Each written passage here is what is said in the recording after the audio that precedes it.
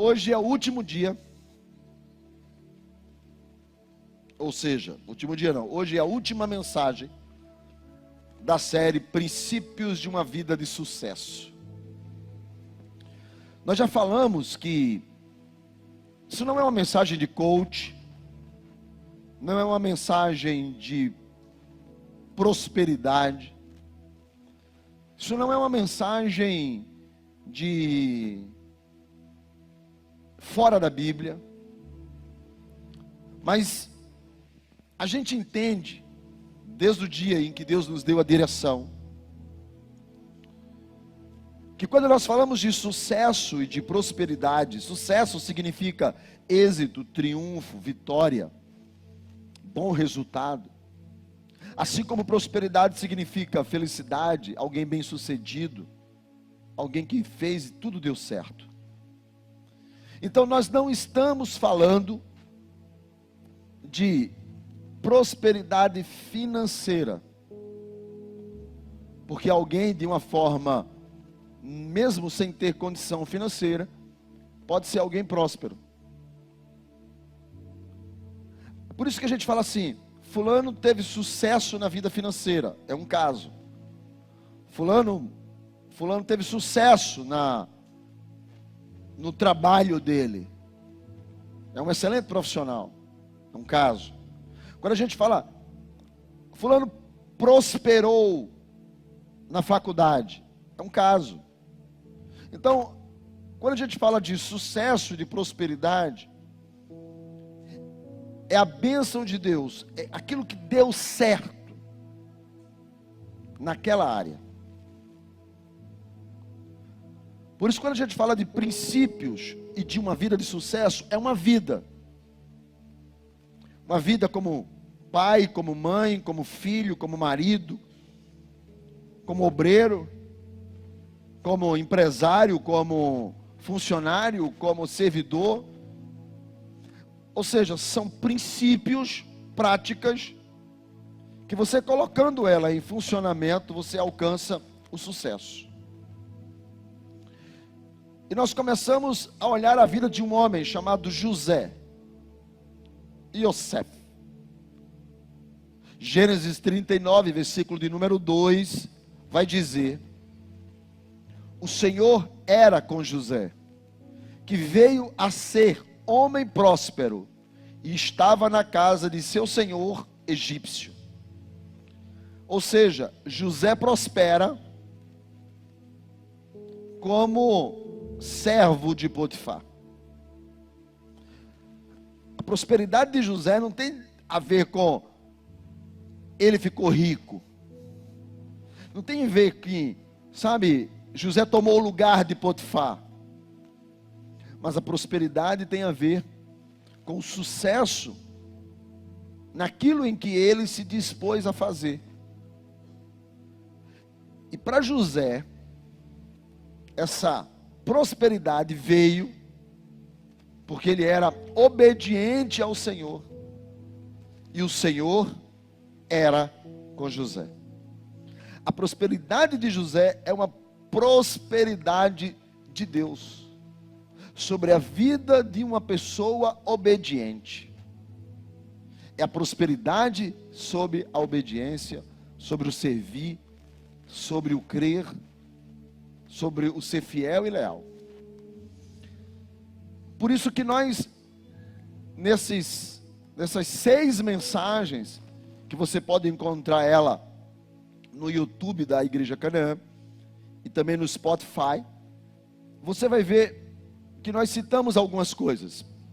Nós falamos, por exemplo, que José nasceu para o sucesso. E que a primeira coisa que ele precisava entender era que ele aceitou isso para ele. Ele não foi contra ele mesmo. Ele nasceu para isso, porque Deus o fez em imagem e semelhança. José já é a palavra Deus acrescente.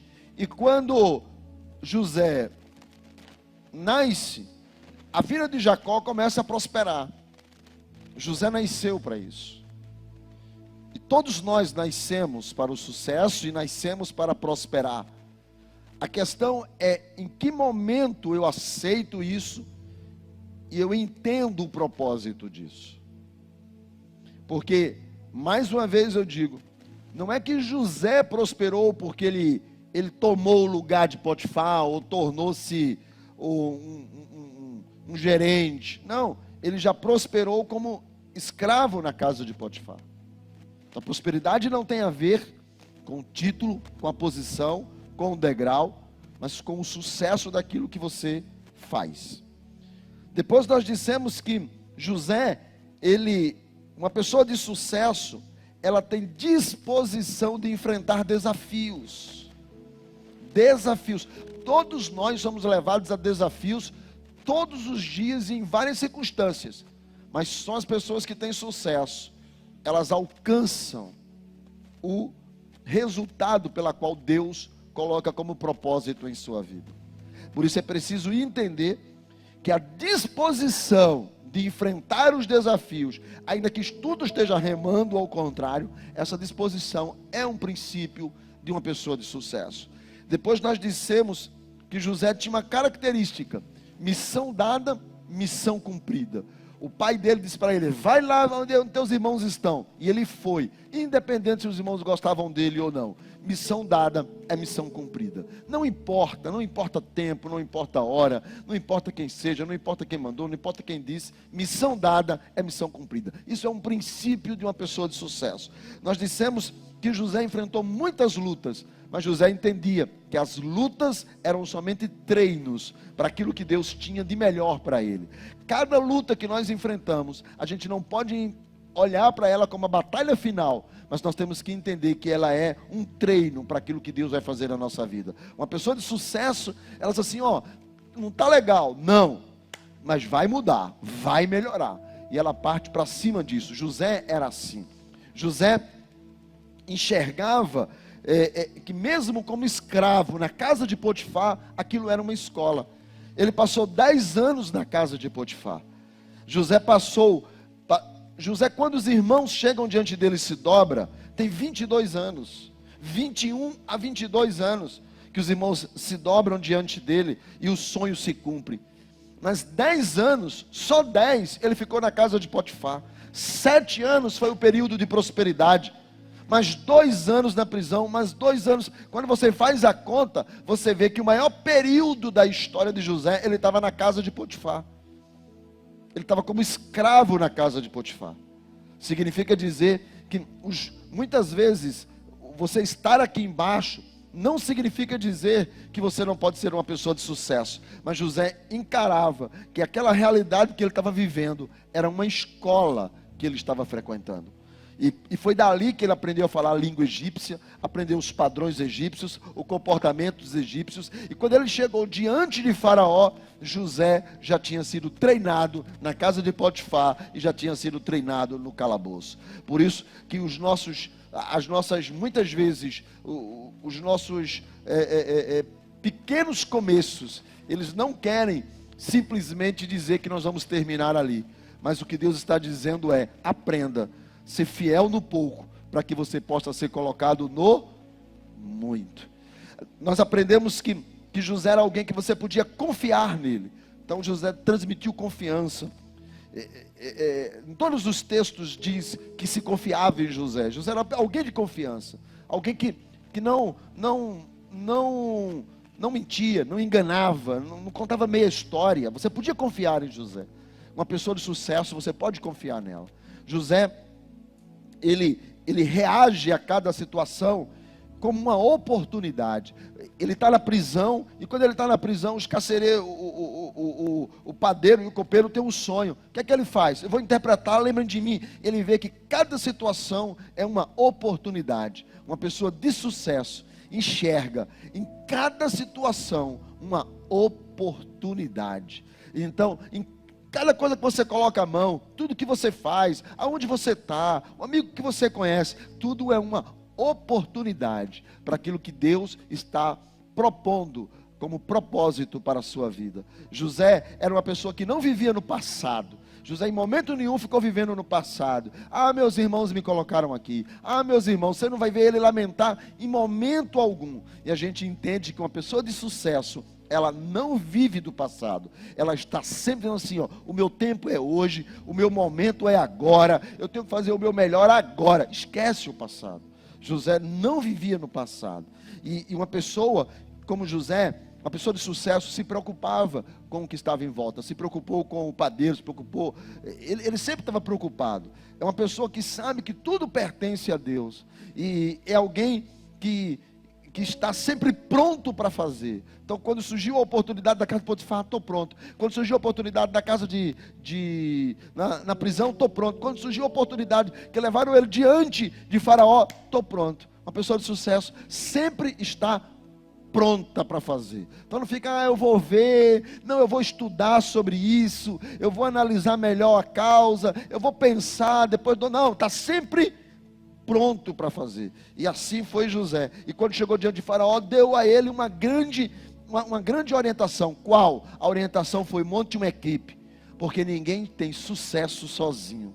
É preciso ter uma equipe. E é esse conselho que ele dá para Faraó: monte uma equipe. Depois dessa equipe, encontre alguém para liderar essa equipe, porque barco sem capitão, ele fica remando em várias direções. É preciso de um capitão para dar norte ao barco. Então encontre alguém para nortear esse barco. Toda equipe precisa de uma liderança. Então precisa de alguém que seja cabeça. A única coisa que tem muitas cabeças na Bíblia é a besta do Apocalipse. Fora isso, é uma cabeça só, uma direção, um comando só. Muita ideia, muito comando, muita coisa, vira besta do Apocalipse. José disse: coloque alguém para comandar essa equipe, porque ninguém chega lá sem equipe, mas equipe precisa de ter um comando. E quando o faraó ouve aquilo, fala assim: esse homem é você. Uma pessoa de sucesso sabe que o resultado se dá através de uma equipe, e sabe que é preciso ter comando para poder que essa equipe chegue ao resultado. Por fim,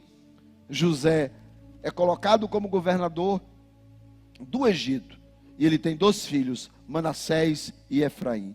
E Manassés e Efraim, os dois, significa: Deus me fez esquecer, Deus me fez prosperar. Eu não quero nem falar no esquecer e no prosperar, mas os dois começam: Deus me fez. José sabia que sem Deus, ele, José, não chegaria a lugar algum. E uma pessoa que desfruta da prosperidade de Deus, ela sabe que o controle, o governo e o comando está nas mãos do Senhor. Bom, isso foram 6 mensagens que nós pregamos nos domingos, e eu levei 15 minutos falando de todos esses tópicos. Hoje nós vamos do capítulo 42 até o 50 e terminamos a história. No capítulo 42, José já é governador. Ele já está no comando do Egito. Já se passaram 7 anos de prosperidade, de abundância de alimento. E então passa-se agora 1 ano de fome.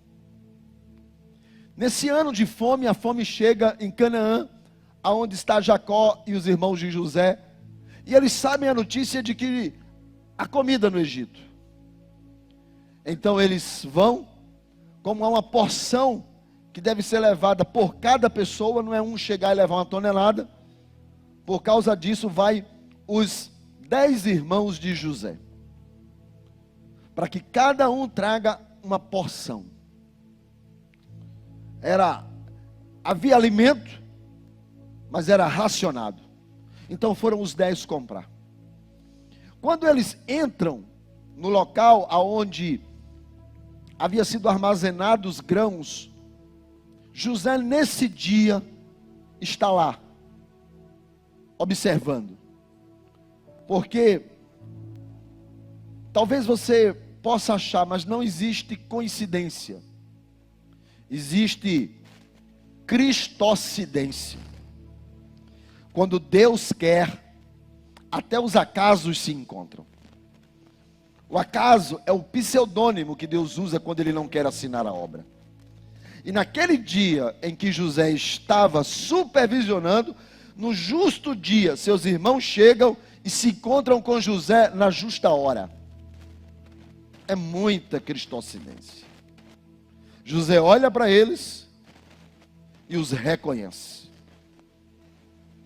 Naquele mesmo instante, diz a Bíblia, versículo de número 7 do capítulo 42, vendo José seus irmãos, o reconheceu. Eles não reconheceram José. É mais ou menos assim. Quem bate, esquece. Quem apanha, lembra. E José, vendo eles, tudo veio à tona, porque o versículo 9 diz: então ele se lembrou dos sonhos. E tudo veio à sua mente. Naquele momento, José já trabalha um plano. José chama eles à sua presença, eles vão lá. E José, quando chega diante dele, pergunta: o que vocês vieram fazer aqui? E eles disseram: nós viemos comprar alimento. José disse: conheço vocês, vocês são espião. Vocês são o quê? Espião. Conheço vocês. Nesse momento, eles não precisou de muita coisa, bastou só dar um apertozinho. Eles já disseram: não, meu senhor, nós somos filhos de um só homem, somos honestos, teus servos não são espião, aqui é tudo irmão. José então começou a responder: não, vocês são espião. E eles disseram: não, nós não somos espião, nós somos filhos de um mesmo homem, nós viemos de Canaã. Um dos nossos irmãos, inclusive, ficou com o nosso pai, e um outro irmão já não existe mais. José olha naquele momento. Prenda os 10. E manda prender os 10. E os 10 são presos. José, talvez com muita autoridade, muita ira, manda fazer isso. Quando isso acontece, os 10 são presos, são detidos por 3 dias. Se você talvez estivesse olhando a história, naquele dia, naquele momento, e vendo os pobres habitantes de Canaã, chegando com as suas mulas, trazendo suas roupas farrapadas pelo deserto, os cabelos todos engomados pela poeira, e você chegando, e lá na cadeira, o governador do Egito, falando brabo, acusando seus irmãos, prendendo eles por 3 dias. E ainda tem mais, depois liberta eles, deixa eles comprar comida. E quando eles estão indo embora, José manda, na hora de colocar o saco, colocar o dinheiro que eles pagaram de volta dentro do saco, para eles irem embora com dinheiro, para poder acusá-los de ladrão. O que você diria de José? José é perverso. José não presta. José é mau. José é ignorante. José é grosso. José é brabo. José é mala. José não é um homem de Deus. Por quê? Porque você está olhando a história só por um ângulo. Deixa eu te dizer uma coisa. Todo agora teve um antes. Todo momento agora teve um porquê. Toda a história tem 2 lados. Só tem um lado. Era muito bom se as histórias tivessem só um lado. Mas elas não têm. Elas têm 2 lados. Elas têm 2 versões. Então é muito bom Você muitas vezes olha alguém e você já tece uma opinião sobre aquela pessoa pelo aquele momento presente. Você não sabe quem é.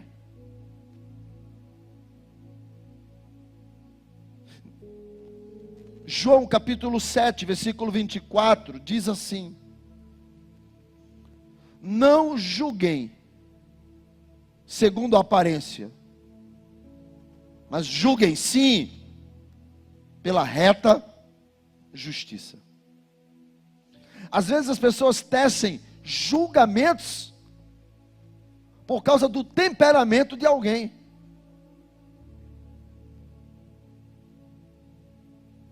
Pelo temperamento de alguém. Hoje eu cheguei mesmo, os meninos colocaram o carro na minha vaga, aí quando eu olhei o relógio, 6 horas, eu falei, vai começar o culto. Aí cheguei aqui, de quem é aquele carro ali? De quem é aquele carro ali? Aí, o que, pastor? Acho que era o pessoal do louvor. Aí eu virei, quando eu olhei ali, vi Renato, olhei, Renato, o que é? Tira os carros dali. Eu estava preocupado por causa da hora do culto. De quem é os carros ali? É de vocês, vem ali, quem é? Tira o carro ali. Daqui a pouco veio um, veio outro. Aí daqui a pouco eu digo, meu irmão, bastou só um carro, já está resolvido o problema. Não, pastor, parecia que o senhor estava com um porrete na mão, que era bater na gente tudinho. Não, irmão, não mordo. Não mordo. O meu temperamento pode ser assim. Mas por que o meu muitas vezes, sabe, irmãos, eu era muito calmo. Eu comecei a mudar o meu temperamento, a minha maneira de lidar, de tratar com as coisas. Eu aprendi o porquê que eu mudei. Eu mudei porque Provérbios 24:10. Provérbios 24:10 diz assim: se te mostrares fraco no dia da angústia, a tua força é pequena. Tem uma versão que diz: se te mostrares frouxo no dia do problema, você já perdeu. E esse fraco ou esse frouxo no hebraico é Rafa. E Rafa no hebraico significa dizer alguém que na hora do problema fica calado. No problema da situação, fica em silêncio. Quando o teto está caindo, ele olha para cima e não faz nada. Isso é o fraco. Isso é o frouxo. É alguém que na hora que tem que se pronunciar, não pronuncia. Tem que tecer uma opinião, não opina. Tem que colocar um ponto final, não coloca. É alguém que não age, não reage. Esse é o Rafa, é o fraco, é o frouxo. E no dia do problema, quando ele age dessa forma, ele já sai perdendo. Por isso que quem lidera, quem é próspero, quem nasceu para ter sucesso, essa pessoa, ela precisa ter uma postura firme. Porque se ela não tiver uma postura firme, os outros montam. Você está entendendo, sim ou não? Mas monta mesmo. Então é necessário que você tenha uma postura firme. José é líder, governador. Seus irmãos estão ali.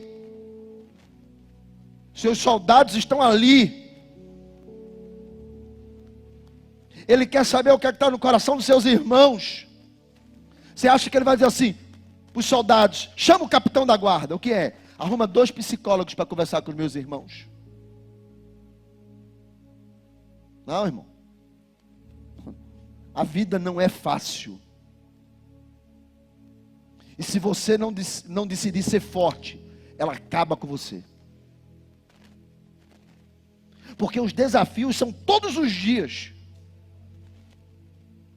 Todos os dias. Salomão vai dizer, tem um leão lá fora. Todos os dias. Ou você acha que uma pessoa de sucesso chegou ali, por quê? porque alguém colocou, não, porque enfrentou os desafios, não foi frouxo, não foi covarde, não se aquietou, não fechou a boca na hora que era para ter falado. Por isso que a pessoa de sucesso chega, e as pessoas olham e falam: você é brabo. Não sou brabo, eu sei a minha posição é diferente. Pastor, o senhor é brabo. Eu mordi alguém aqui? Mordi ninguém. Sou casado com a mesma mulher há 31 anos. Pergunta a ela se eu sou brabo. Outro dia eu perguntei para ela: amor, eu sou brabo? Estou há 31 anos com você. Dei um beijo na mão dela. Me responde: eu sou brabo? Ela olhou para mim e falou: é.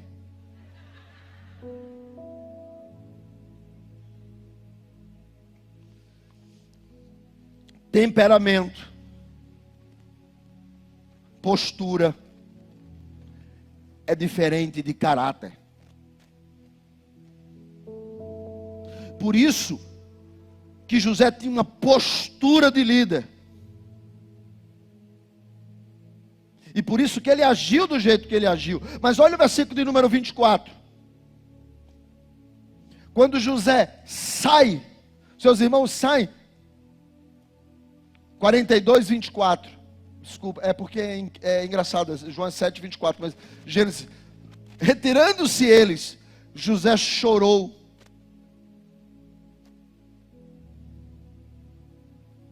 José chorou, não foi uma vez a partir do capítulo 42, foram 3 vezes, 4 vezes é contado que José chorou. José chorou, porque tinha coração, tinha alma, tinha sentimento. Mas a situação daquele momento, ele precisava descobrir qual era o coração do seu irmão. Então para isso ele agiu do jeito que ele agiu. As pessoas precisam entender e fazer separação daquilo que é justo, daquilo que é certo, daquilo que é correto. E que nós, muitas vezes que estamos na liderança, você que quer alcançar o sucesso, a prosperidade, precisa aprender que você precisa se posicionar. E isso não é ser brabo nem é ser chato. É ter uma posição, é ter um lado. O que eu acho engraçado, eu consigo enxergar até a 5ª fileira. Até a 5ª fileira, algumas pessoas que estão aqui fazem parte da minha equipe ministerial e são acusadas de chato. E eu estou falando isso e elas estão assim.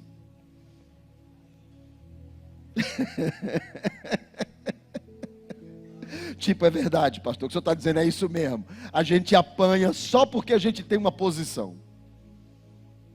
Ele tinha uma posição.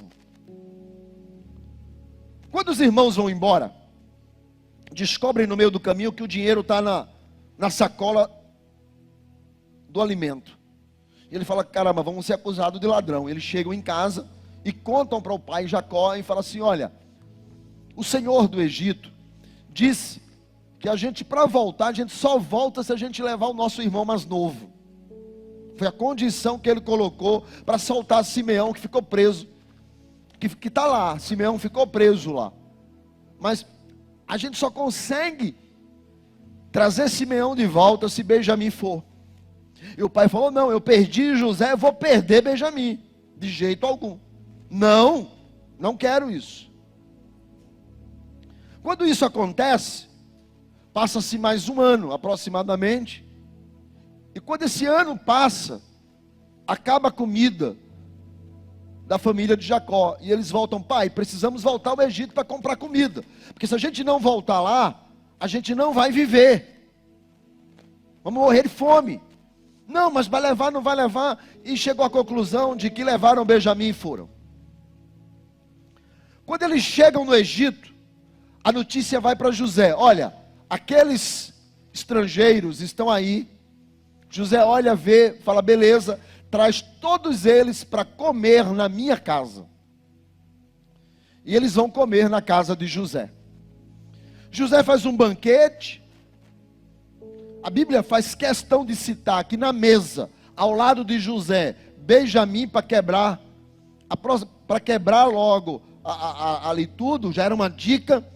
Mas depois foi sentando por hierarquia, do mais velho para o mais novo. Sabiam que era a hierarquia. E aí foi sentando lá. Comeram, se divertiram, contaram histórias, mas José só usando o intérprete. Eles não sabiam que José estava ouvindo o que eles conversavam em hebraico. Acabou a comida, acabou o jantar, José então libera eles, o almoço lá, a refeição, libera eles, e eles compram comida novamente e vão embora. Dizem lá que trouxeram o dinheiro e tal. José disse: olha, alguma coisa errada, porque eu recebi o dinheiro, então isso aí não sei o que aconteceu não, mas tudo bem, está tudo em paz. E eles voltam. Quando eles estão voltando, José arma mais uma complicada e fala assim: olha, vão lá, porque José tinha mandado colocar a taça dele dentro da sacola de comida de Benjamim, que era o irmão dele e o filho predileto de Jacó. Aí ele manda colocar a taça dele dentro do saco da comida de Benjamim. E aí José: olha, vão lá agora e peguem eles e descubram se a minha taça está lá. E aí os soldados vão, quando chega lá, a taça está dentro. E quando eles chegam lá, perguntam assim: olha, alguém roubou lá a casa do meu senhor, ele ajudou vocês, ele trouxe vocês para comer e vocês roubaram. Não, nós não somos ladrão, devolvemos o dinheiro até, admitimos que o dinheiro e tal, tudo. Nós somos. Se essa taça tiver dentro de uma dessas sacolas, a gente aqui, essa pessoa vai ser escrava sua, você pode até matar ela. Quando eles abriram, a taça estava dentro da sacola de Benjamim, o filho predileto de Jacó. E todo mundo falou assim: nossa, e agora? Não, a gente só quer levar Benjamim. Não, vai todo mundo junto. E todo mundo chegou diante de José. E José disse: como é que vocês me enganaram? Fizeram isso, roubaram a minha taça, o meu copo de adivinhação. Como vocês podem fazer isso? E aí Judá fala assim: meu senhor, não é verdade, não faça isso.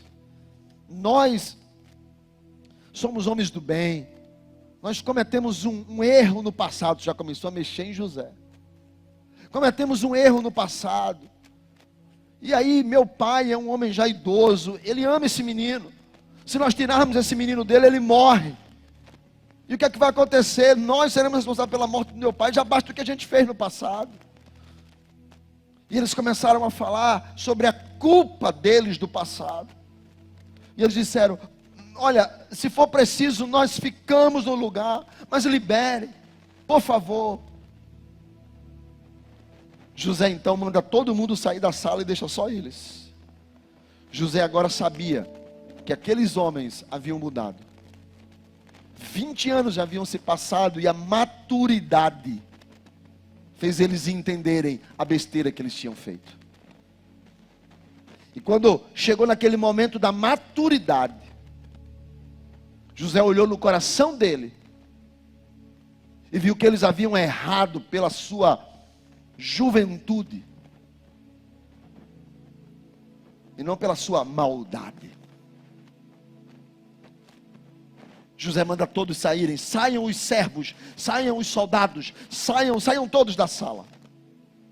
E José olha para eles e diz a Bíblia no versículo de número 2 do capítulo 45. José levantou a sua voz e chorou, de maneira que todos os egípcios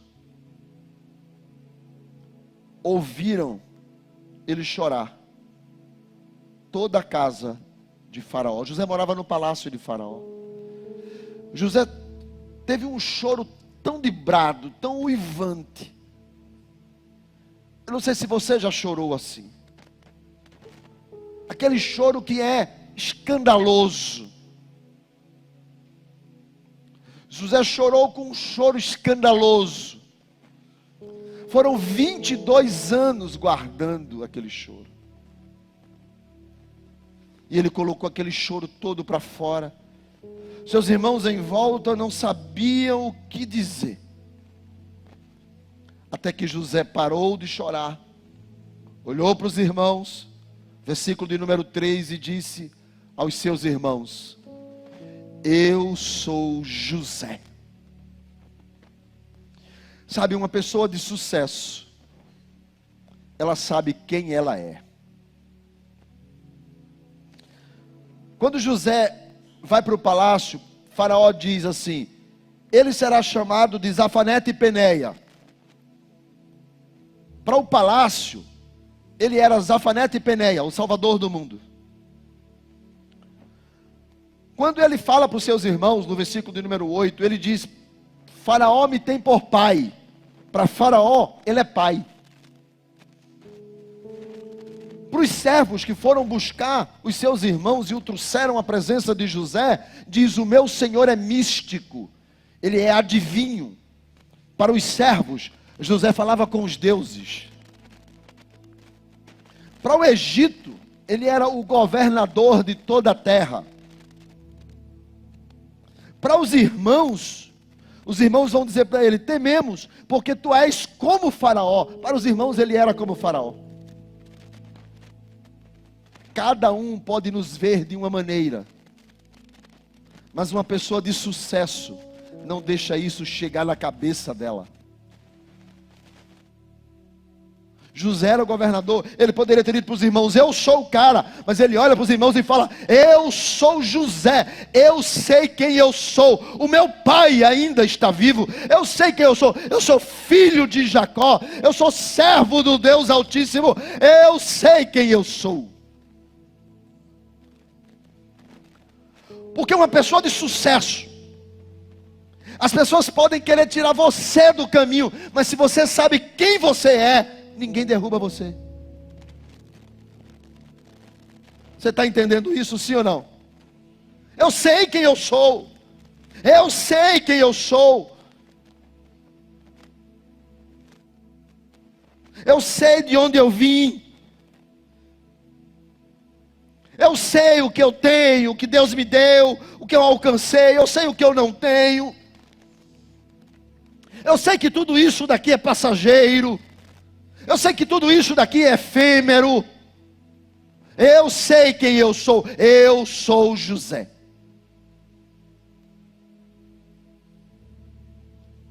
Sabe, quando nós não sabemos quem nós não somos, os outros dizem para a gente quem a gente é.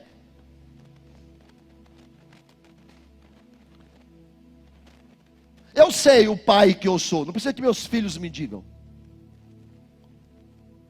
Eu sei o marido que eu sou. Eu não preciso que minha mulher me diga que tipo de marido eu sou. Eu sei. Eu sei o patrão que eu sou. Não preciso que os que trabalham comigo me digam que tipo de patrão eu sou. Porque eu sei que patrão eu sou.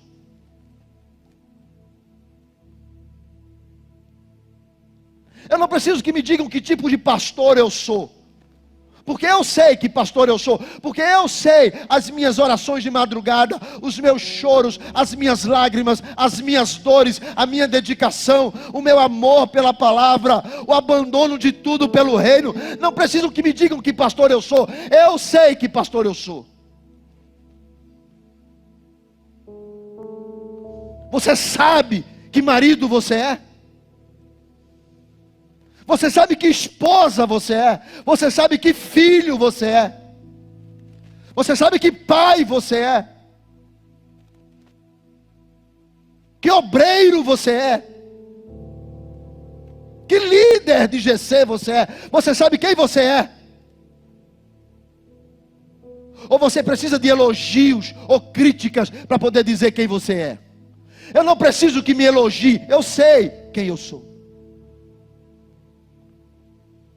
Eu não preciso que me digam: o senhor é o maior pastor do mundo. Eu sei que eu não sou. O senhor prega demais. Eu sei que eu não prego. O senhor é uma bênção. Isso aí eu acho que eu sou. As pessoas precisam entender que elas precisam saber quem elas são. Uma pessoa de sucesso sabe quem ela é, sabe das suas limitações. sabe das suas imperfeições, sabe que ele não é o que ele é, ou o que ele pensa que é. Quando você descobre quem você é, fica muito mais fácil estar na estrada, no propósito que Deus tem para você. Quando os irmãos de José chegam e dizem, eu sou José, eu tenho uma história. E quando ele chega, e quando ele diz isso, os irmãos ficam atemorizados.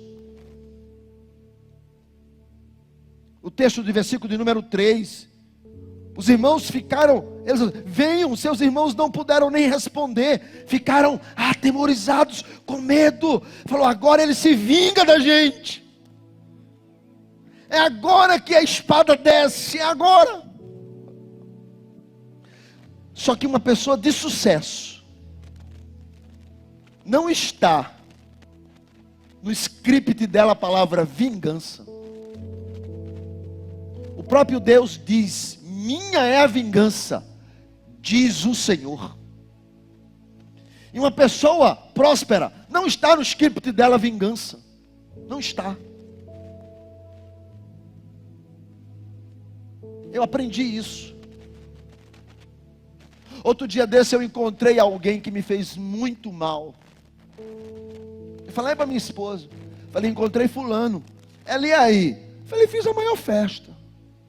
Fala, meu grandão, e aí, como é que você tá? Hã? Tudo certo? Tudo bem? Maravilha. Qualquer dia desse vamos tomar um café. A pessoa falou, vamos. Aí eu falei, agora tu paga, porque tu me fez muito mal, tu é mala.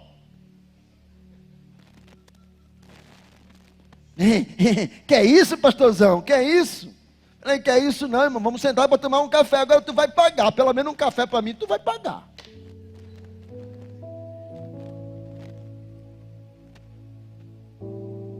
A gente precisa entender que o nosso coração não pode carregar angústia, raiva, dor. Não pode. Jesus está na cruz.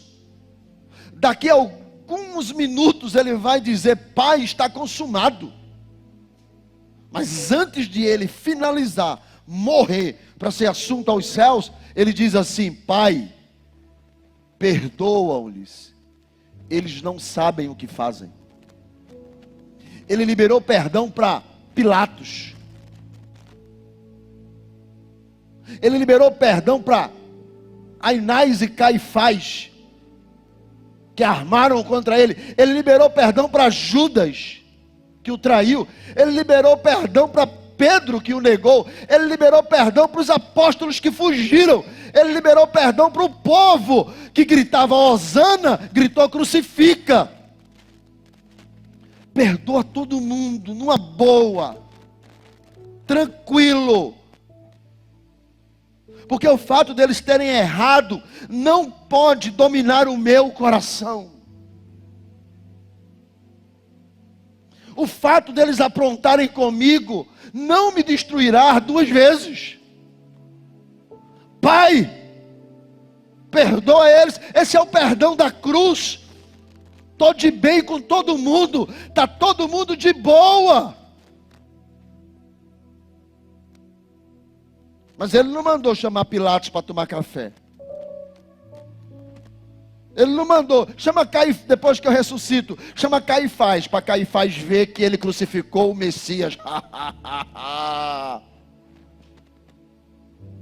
Não precisa disso. Quem é ruim, por si só se destrói.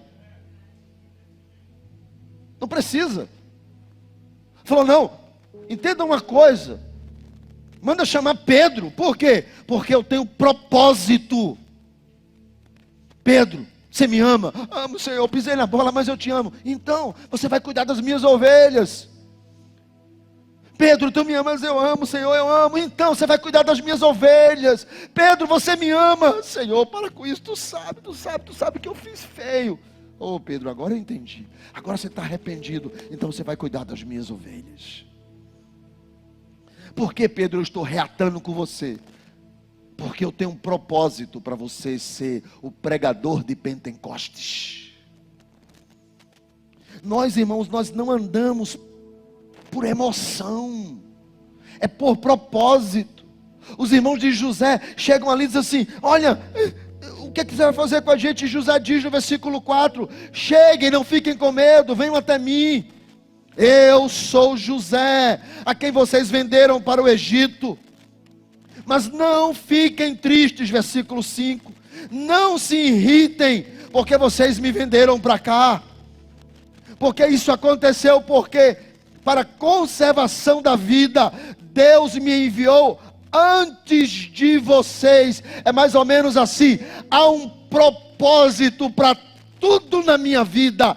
Eu estou aqui porque Deus está no controle da minha vida. Há um propósito daquela cara feia, um propósito daquela pessoa ter te abandonado, um propósito daquela pessoa ter falado de você, um propósito de você ter sido escanteado, há um propósito. Deus está no controle da minha vida. Eu preciso entender isso. Por quê? Porque eu sou crente, porque eu amo o Senhor, porque eu sou fiel. Então há um propósito de Deus na minha vida. Não é possível que não haja. Não é possível que eu tenha sido jogado na cisterna. Não é possível que eu tenha sido vendido pelos meus irmãos, escravo na casa de Potifar, estava no calabouço, esquecido pelo copeiro, para nada. Não, há um propósito de Deus na minha vida, há um propósito na minha casa, há um propósito na minha geração. Eu nasci para vencer. Deus está no controle da minha vida. Irmãos, Deus não une pessoas. Isso é uma frase tão corriqueira. Deus une propósitos. Deixa eu explicar esta frase emblemática. Um homem e uma mulher se casam. Eles são diferentes. Eu não sou igual a Leonor. Leonor é uma lady. A gente chega no restaurante, nós temos uma maldição que carrega a nossa família. Que toda vez que a gente vai para o restaurante, o garçom esquece de anotar um prato. E quando chega de todo mundo, falta o de um. E aí o sangue sobe na cabeça. Eu quero matar o garçom. E minha esposa falou: calma, amigo, por gentileza. Que gentileza? Vem cá, tu esqueceu o meu prato. E ela: não é assim. É como? O cara leva 1 hora para trazer e agora vai levar mais uma. Como não é assim? E ela: não é assim. Somos diferentes. Mas nós assumimos um propósito de constituir uma família. Eu sou o pai, ela é a mãe. Eu sou o esposo, ela é a esposa. Nós somos diferentes, mas o propósito nosso é construir família. 2 sócios se juntam para montar uma empresa. Eles são diferentes, mas qual é o propósito? O trabalho dos 2 vai trazer resultados financeiros. Ministério. Nós somos, eu, pastor titular, mas há muitos pastores aqui, evangelistas conosco, presbíteros, supervisores, líderes de GC. Somos iguais? Não, nós somos diferentes. E por que estamos juntos? Vidas salvas, reino de Deus, salvação. Jesus é o propósito. Então nós somos diferentes, mas o propósito nos une. Paulo, no início do seu ministério, brigou com Marcos. Brigou com Barnabé por causa de Marcos. Esse garoto, não sei o que lá. E brigou com Barnabé por causa de Marcos. João Marcos. A briga foi feia. Paulo estava no início da sua jornada. A briga foi feia. Se separaram. Atos capítulo 15.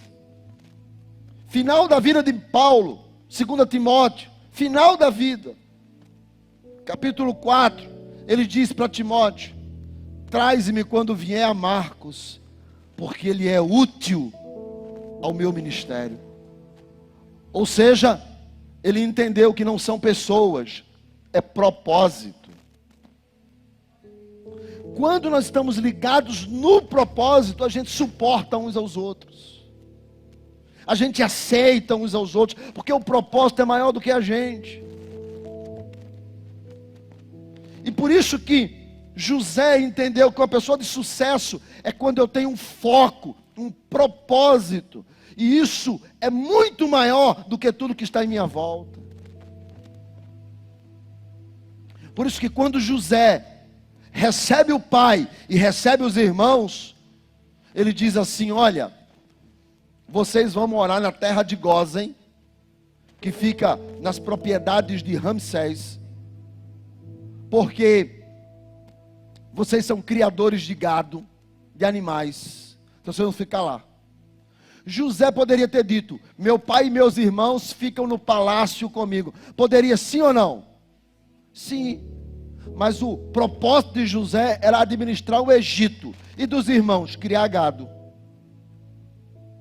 Então nós somos irmãos, mas os propósitos são outros. Quem está no palácio é o chefe do governo, é o administrador, é o conselheiro de Potifar, é o copeiro, é o padeiro. Vocês são criadores de gado. Um dos nossos erros é achar que pessoas de propósitos diferentes devem andar conosco só porque tem ligação sentimental, emocional, familiar. Não. José disse: você vai lá para a terra de Gósen, e eu fico no palácio, porque eu sou governador e você é criador de gado. Uma pessoa de sucesso precisa entender o seu lugar e o lugar do outro. E José entendeu.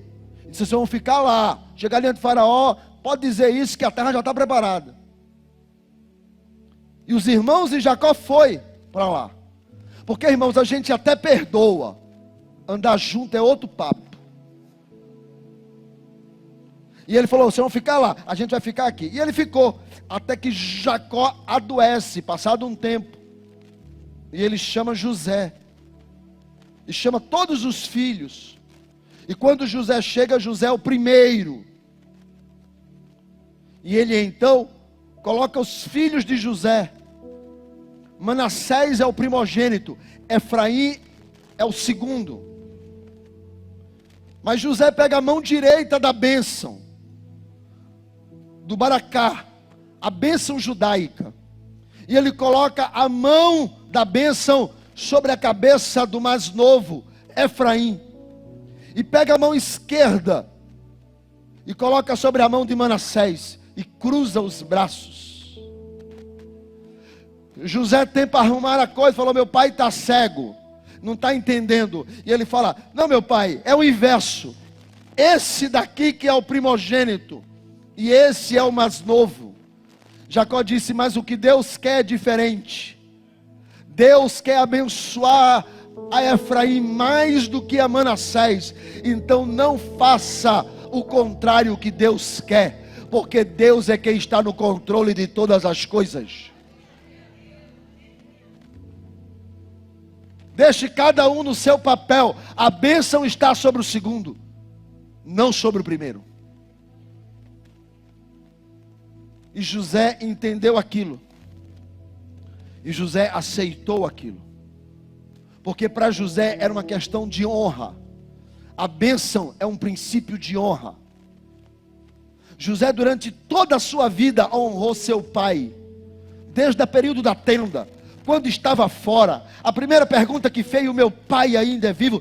Traga o meu pai, eu vou cuidar dele. Deus me colocou para cá para cuidar dele. Eu sei quem eu sou.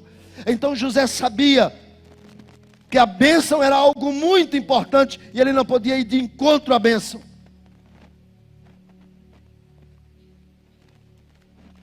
Jacó depois chama todos os seus outros filhos. E diante de todos os outros filhos, Jacó coloca a mão sobre cada um deles e vai transferindo a bênção sobre cada um deles. Escute, eu estava essa semana estudando sobre isso, e eu fiquei impressionado sobre a bênção que os judeus proferem sobre seus filhos. Desde os dias da bênção de Jacó até os dias de hoje, eles entendem que a prosperidade sobre a vida de alguém só acontece se o pai abençoar. Se não há a bênção paternal, eles perdem. É o entendimento deles que Baraque só vem através da bênção daquele a quem você honrou durante a sua vida. Se eu honrei durante a minha vida, ele transfere a bênção. É uma conexão, porque a honra está escrito: honra teu pai e a tua mãe, para que longos sejam os teus dias na terra. José recebe a bênção de Jacó através de seus 2 filhos, enquanto que os 10 filhos, 11 filhos, incluindo Benjamim, aprontaram com o pai. José nunca aprontou, sempre honrou. Mesmo longe como escravo, honrou. Quando o pai volta, honrou o pai. Sobre a vida de todos os irmãos de José, a eles foi dado a bênção de uma tribo. Tribo de Dan, uma tribo. Tribo de Judá, uma tribo. Tribo de Benjamim, irmão de José, uma tribo. José, 2 tribos. A bênção sobre José foi dobrada: a tribo de Manassés e a tribo de Efraim. A honra provoca a bênção de Deus sobre a vida dessas pessoas. Se você não sabe honrar, você não terá sucesso. Se você não sabe honrar, você não alcançará a prosperidade. A prosperidade está linkada, a prosperidade de Deus está ligada ao princípio da honra.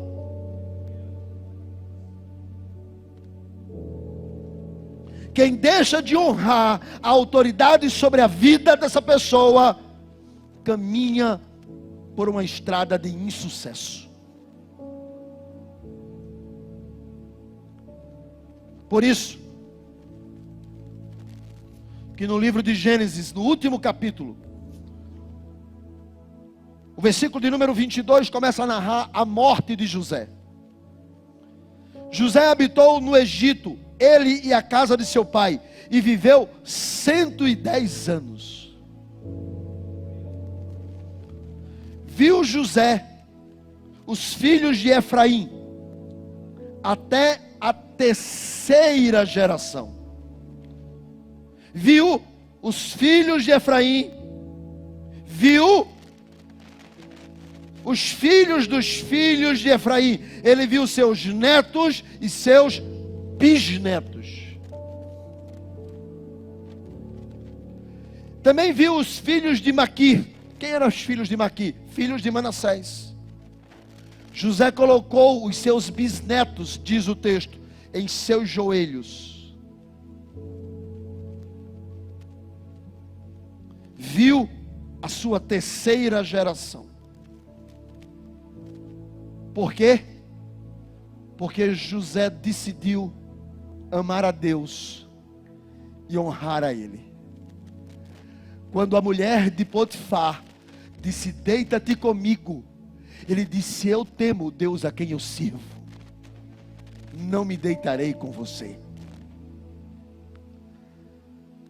Quando ele chegou diante de Faraó, e Faraó disse: você é o cara. Ele disse: não, o Deus a quem eu sirvo, que revelou esse sonho a Faraó, é quem também trará a interpretação. A honra e a glória seja dada ao Deus a quem eu sirvo.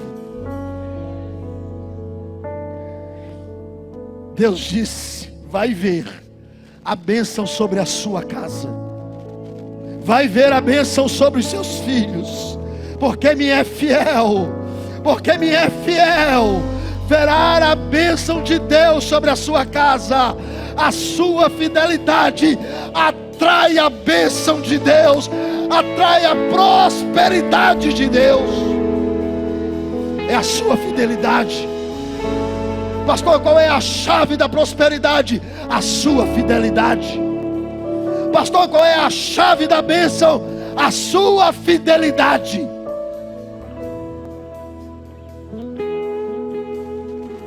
Quem você é? Que tipo de pai você é? Que tipo de mãe você é? Que tipo de filho você é? Que tipo de esposa você é? Que tipo de crente você é? Porque a nossa fidelidade, ela atrai a bênção. A bênção sobre nós virá pela fidelidade. Moisés reúne o povo diante de 2 montes e diz: aquele monte é o monte Gerezi, e aquele monte é o monte Baal. E sobre o monte Gerezi foi proferido as seguintes palavras: se atentamente ouvires a voz do Senhor teu Deus, as bênçãos do Senhor te perseguirão e elas te alcançarão. Ouça a voz de Deus. Diante do monte Ebal ele disse: se não atentares para a voz do Senhor teu Deus, o céu será de bronze, a terra será de ferro, não haverá bênção sobre a tua casa. Mas diante do Gerezi ouve Deus, ouve Deus, ouve Deus, ouve Deus, porque se tu ouvires a voz de Deus, as bênçãos te alcançarão. Os céus declararão uma autorização sobre a sua vida, autorizado a dar certo. Mas quem você está honrando? Quem você está obedecendo? Quem você está ouvindo? Quem você está guiando? O teu fim é a tua escolha hoje. O que você está vivendo hoje é a escolha de ontem, mas a tua escolha de hoje definirá o teu propósito de amanhã. E José viu os filhos dos seus filhos, e diz a Bíblia que ele dormiu e disse: olha, eu tenho uma palavra para vocês. Eu tenho tanta intimidade com Deus que Ele vai novamente visitar vocês. Enterrem os meus ossos para onde vocês estão indo, porque quando o Senhor visitar vocês, eu também serei abençoado na visita do Senhor. Se você deseja, meu querido, fique de pé. Se você deseja ser abençoado, você precisa fazer só uma coisa. Eu sei que nós falamos mais de 20 princípios, mas uma é fundamental: obedeça ao Senhor. Se você obedecer ao Senhor, a bênção virá sobre a sua casa, sobre a sua família, sobre seus filhos, sobre seu casamento. Obedeça ao Senhor. Virá sobre seu ministério, virá sobre sua liderança. Obedeça ao Senhor. Virá sobre seus negócios, virá sobre sua empresa, virá sobre seus projetos, virá sobre sua casa, virá sobre suas finanças. Obedeça ao Senhor. A obediência provoca a bênção. Eu tenho certeza disso. Eu tenho certeza. Eu tenho certeza disso. Se você nesta noite deseja obedecer ao Senhor, você está com a chave da prosperidade.